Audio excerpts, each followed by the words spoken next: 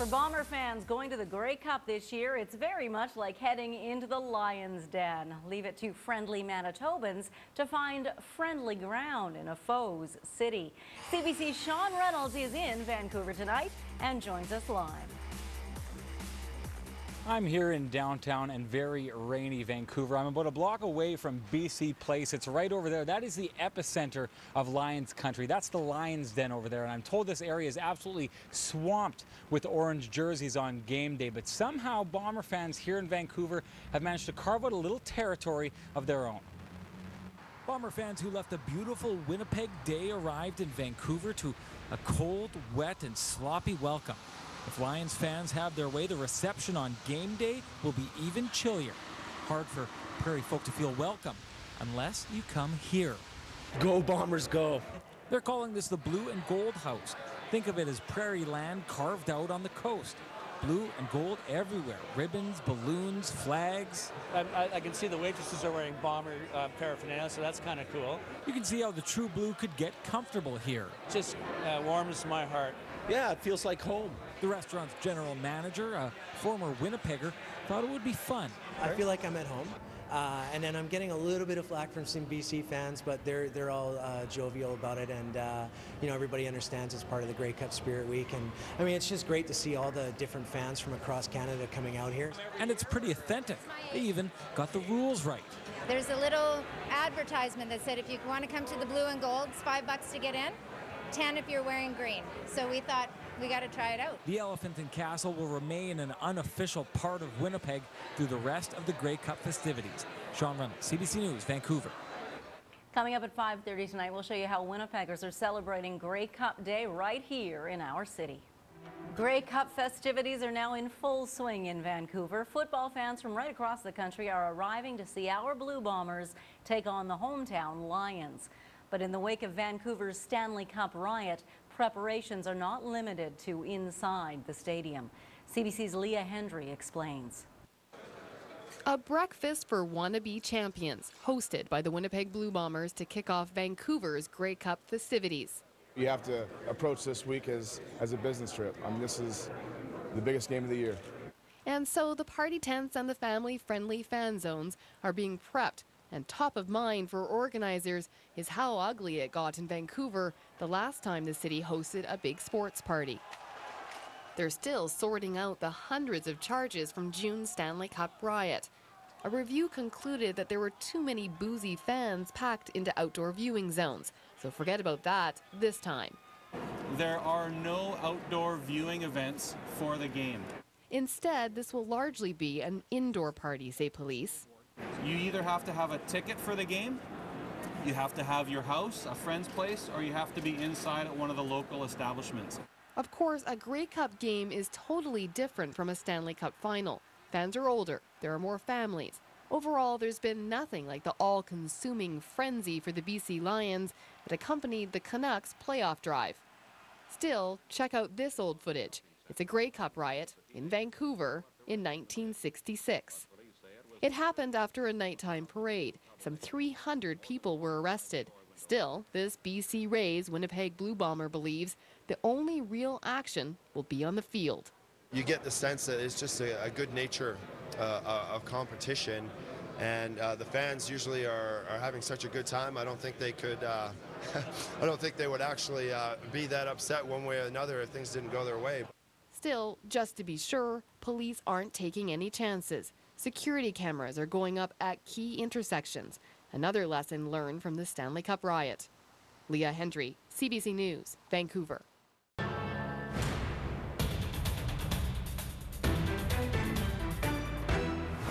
Tonight. It's going to be crazy. Forget flying to BC, the plans for Grey Cup parties right here in Winnipeg. Stocks keep tumbling, so when's the time to buy low? But once a real uptrend starts, there's lots of time to make money. Plus, from hacked phone lines to pushy paparazzi. I was relentlessly pursued by about 10 to 15 men. Britain's media ethics inquiry hears from star witnesses. Good Good evening. Thanks for joining us. You know, we here in Winnipeg see such harsh temperatures through the winter, and we do take some teasing. So it's nice when we can brag about our weather. Here today, we set records in Vancouver, where the Grey Cup will be held. It is a dreary, rainy day, but Bomber fans are making the best of it, and so is CBC's Sean Reynolds, who joins us now live.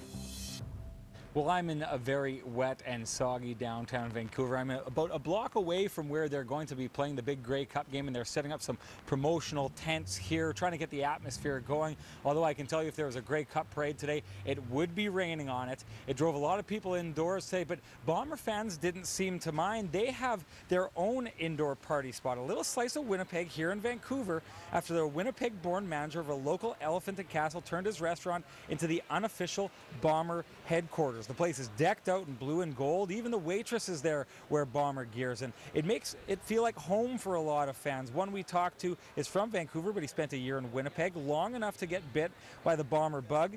He's here to escape the ribbing that he's taking from his buddies. At my job, they were telling me I got to take this crap off. Why? Well, I told them, no way, I'm not taking it off. I'm going with the winning team. Now, the party's only going to get bigger from here. It's really going to start up tomorrow. That's when Touchdown Manitoba starts. If you don't know Touchdown Manitoba, it's the biggest Manitoba-based social at every year. They hold it every year annually at the Grey Cup. That kicks off at 1 o'clock tomorrow. Sean Reynolds, CBC News, live in Vancouver. And back here at home of the social, our local businesses are preparing for a big weekend as well, painting our town blue and gold and expecting to cash in on the big game. CBC's Chris Glover has that story. Drive around town and it's easy to see Blue Bomber pride is running high. I'm just letting the city know that we're excited for the Grey Cup coming home. Sean Miller manages Miller Meats in St. Vital. All the blue and gold has him seeing green. We always do a chicken wing special for the big game. We're just ready to service our customers so they can have a great game day party. Inside, the meat shop is preparing for the high demand. Chicken wings, ribs, they go crazy. Signs of support like this are popping up all over the city as businesses and people get ready for the big game. We checked in with a couple Grey Cup party staples. Old Dutch Chips and Pizza Hotline expect sales increases to be in the double digits. It's going to be crazy. It's exciting, though, and we're anticipating quite significant increase in volumes. The sports bar at the Viscount Gort is tapping into the money-making event. Basically, we're at the point where if you don't have a ticket by Friday 10 to 1, like, you're not going to be getting in. Hosting a Grey Cup party with trivia, trip giveaways, and Blue Bomber alumni like Paul Bennett. Well, you know, there's going to be a lot of excitement to this game. Bennett would know the CFL Hall of Famer played in 3 Grey Cups. It's the pinnacle of football in this country, and they make a good party out of it, too. Usually he watches the game with fellow Bomber alum. This year he's co-hosting the party at the Viscount with Chris Walby. Even though he won the cup with Hamilton and grew up in the Toronto area, Bennett's rooting for the Bombers. I think the spirit that they've had this year, the new stadium coming on board, I think if you're ever going to be a Blue Bomber fan, this is the time to be it. If businesses and fans seem excited now, you can only imagine how sweet a win will be. Chris Glover, CBC News, Winnipeg. Here at home, businesses know they're technically thousands of kilometers away from the action, but they still expect to cash in on the Grey Cup party. Drive around town and it's easy to see Blue Bomber pride. It's running high. We checked in with a couple of Grey Cup party staples, Old Dutch Chips and Pizza Hotline. Both expect double-digit sales increases. Sean Miller manages Miller Meats in St. Vital, and all the blue and gold has him seeing green. Always do a chicken wing special for the big game, so we're ready for that, and we're just ready to service our customers so they can have a great game day party. And we expect Bomber pride to swell tomorrow for Blue Friday. Lots of people will be wearing blue in the workplace. I got too early. If you and your colleagues participate, we want to see it. Post your pictures on our CBC Manitoba Facebook page, and then we'll share some of them tomorrow night on the news. Now, the Bombers have done very well against the BC Lions this season, winning both games against them, 25-20 in July, 30-17 in August. But that may not mean much because the Lions have won 11 of their 12 games since dropping that game against the Bombers back in August.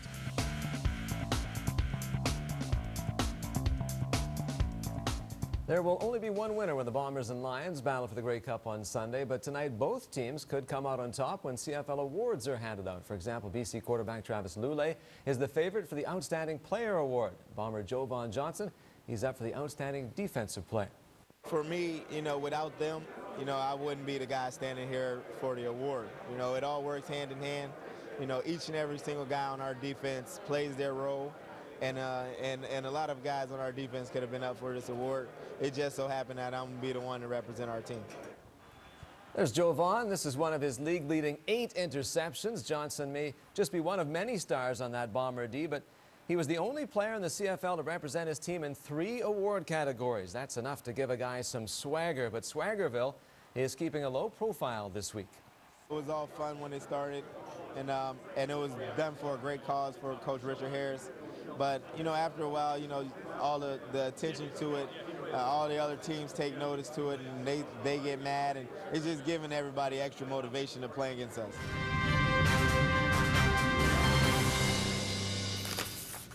Well, Winnipeggers are getting ready to party at venues outside BC Place Stadium in Vancouver, where the Blue Bombers will face the BC Lions in the Grey Cup on Sunday.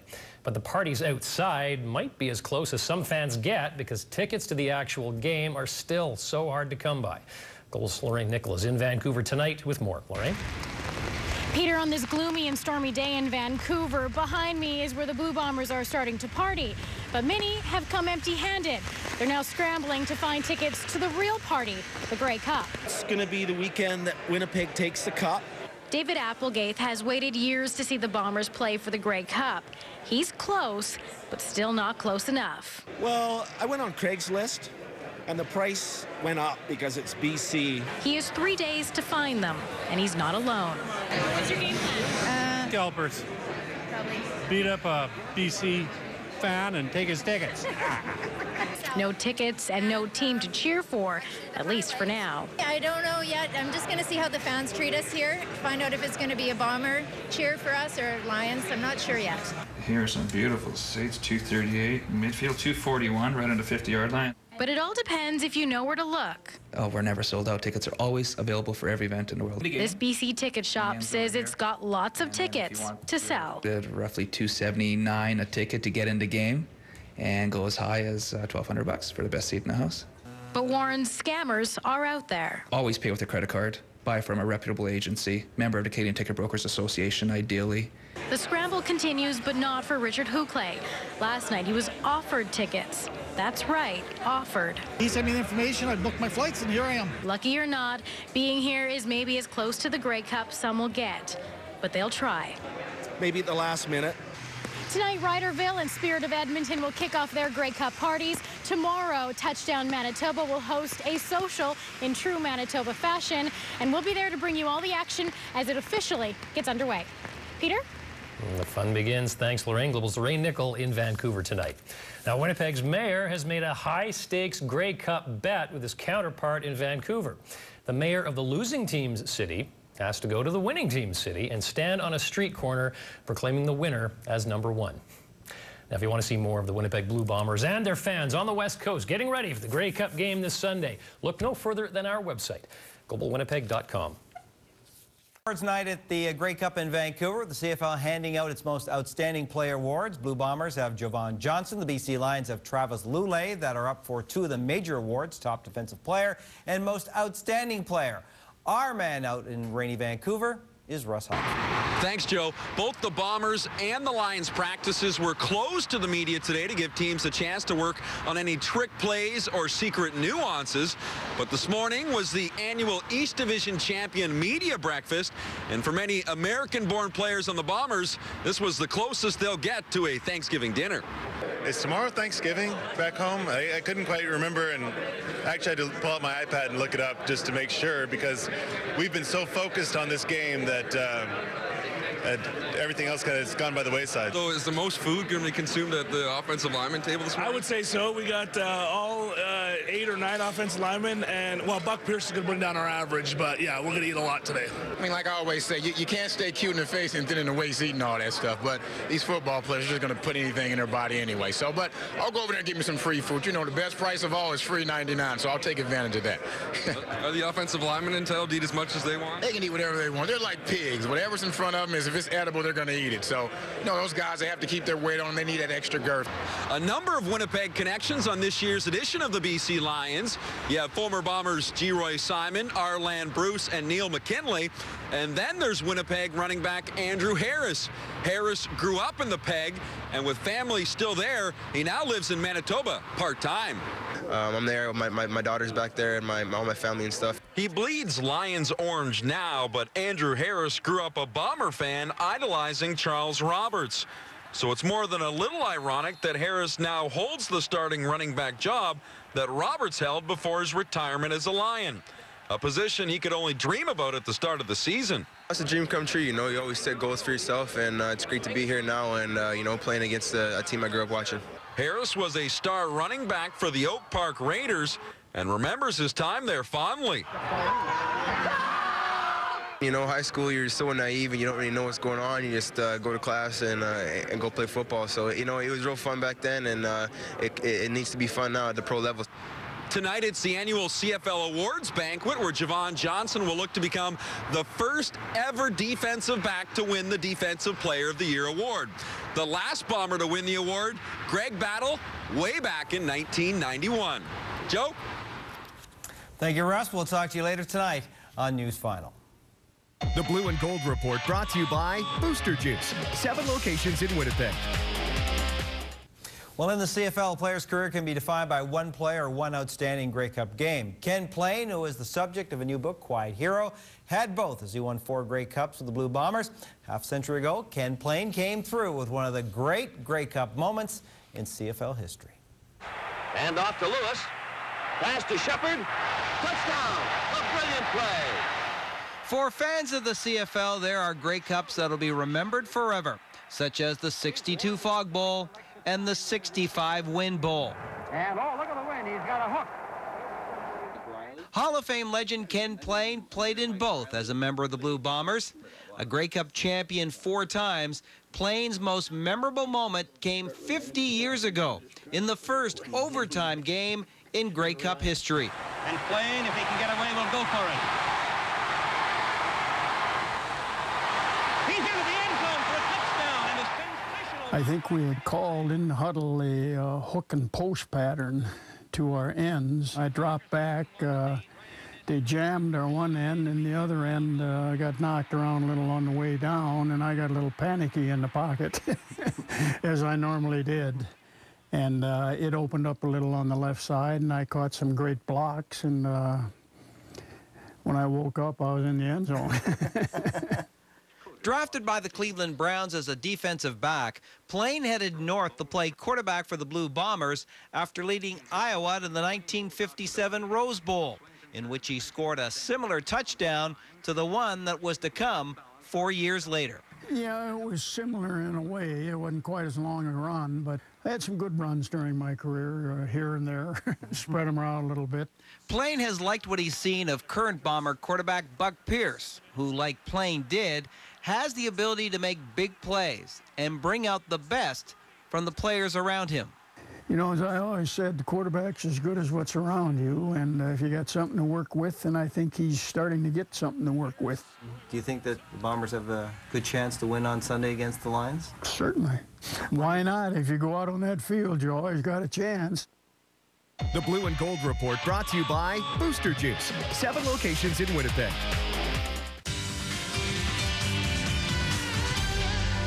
Awards night in the CFL with the Blue Bombers and BC Lions in the house as the league announced its most outstanding players for the 2011 season. Lions quarterback Travis Lulay named the most outstanding player for Anthony Calvillo. And as Russ Hobson tells us, it was a history-making night for the Bombers' Jovan Johnson. Thanks, Joe. Win or lose on Sunday, the Bombers won't be going home completely empty-handed. Javon Johnson making history, becoming the first ever defensive back to win the CFL's Defensive Player of the Year award, thanks in large part to his league-best 8 interceptions. But it's still not the trophy he really wants to get his hands on. Oh yeah, it's one trophy down, and I look forward to going out on Sunday and doing what I can for my team to hopefully host the Grey Cup. It's probably one of the biggest moments of my career. Like I told you, I've never been given anything, award-wise that meant the world to me. This is a first, and it's definitely a big step in the right direction in my career.